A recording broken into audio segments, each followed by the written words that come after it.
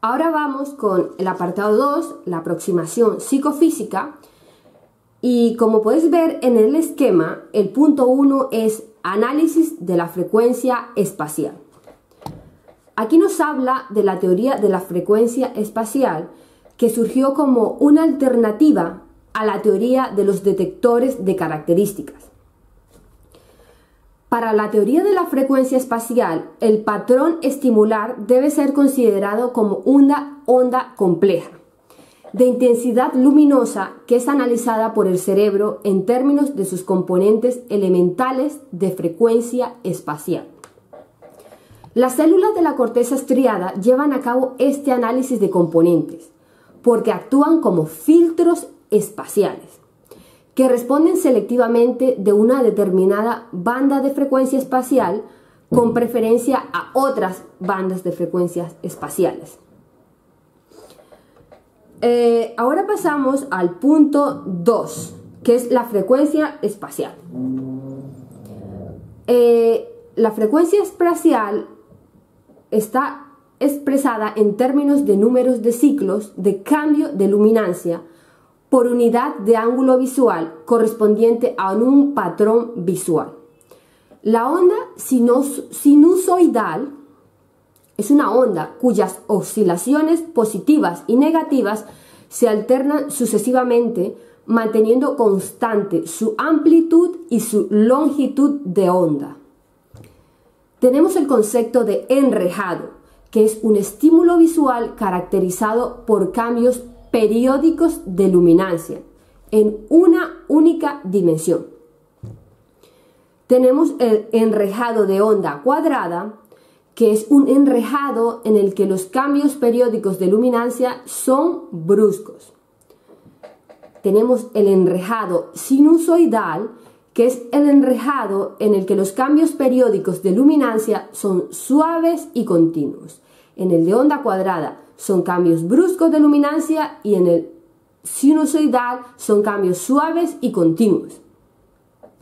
Todo enrejado sinusoidal se caracteriza por 4 parámetros fundamentales, que son la frecuencia espacial, la amplitud de onda, la fase de enrejado y la orientación.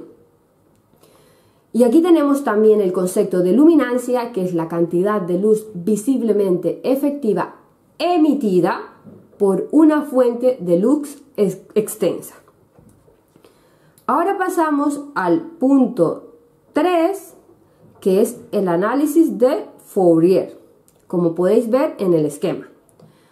Aquí tenemos que Jean Fourier en el año 1822 propuso su teorema fundamental sobre las ondas, el cual indicaba que cualquier onda, tenga la forma que tenga, se puede expresar de manera única, como la superposición, es decir, como la suma de ondas sinusoidales de frecuencias y amplitudes distintas. El componente fundamental es el componente sinusoidal de frecuencia más baja de una onda. Y un componente armónico es un componente sinusoidal de una onda cuya frecuencia es un múltiplo entero, impar, de la frecuencia fundamental. Ahora pasamos al punto 4, que es la evidencia experimental. Y aquí tenemos que la función de sensibilidad al contraste es la función que relaciona la sensibilidad al contraste con la frecuencia espacial. La sensibilidad al contraste es la capacidad de percibir el contraste. Es el valor recíproco del umbral de contraste, ya que la sensibilidad del contraste de una persona será mayor cuanto menor sea el valor del contraste de su umbral. Ahora continuamos con el subapartado 4.2, predicciones a partir de la función de sensibilidad al contraste. Y aquí tenemos que Campbell y Robson indicaron que el sistema visual está dotado de filtros sintonizados a rangos determinados de frecuencia espacial. Ahora pasamos al punto 4.3, que son los posefectos de frecuencia espacial. Aquí tenemos que Blackmore y Campbell confirmaron experimentalmente la aparición de baches de sensibilidad en la zona de las frecuencias utilizadas en la fase de adaptación de sus experimentos, mientras que la sensibilidad de las frecuencias que no habían sufrido adaptación permanecía sin cambio. Estos datos favorecen la existencia de canales múltiples en el procesamiento de la frecuencia espacial.